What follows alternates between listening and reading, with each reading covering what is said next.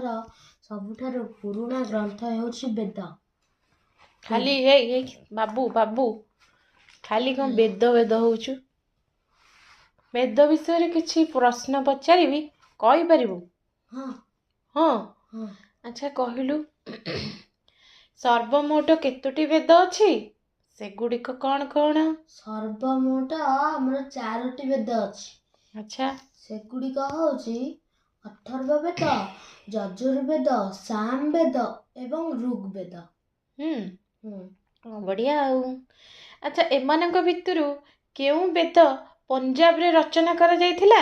କେଉଁ ବେଦ ଗୁଡ଼ିକ ଗଙ୍ଗା ନଦୀ ଉପତ୍ୟକାରେ ରଚନା କରାଯାଇଥିଲା? ଏମାନଙ୍କ ମଧ୍ୟରୁ ଋଗ୍ବେଦଟା ଆମର ପଞ୍ଜାବରେ ରଚନା କରାଯାଇଥିଲା। ବାକି ତକ ଯୋଉ ଅଥର୍ବବେଦ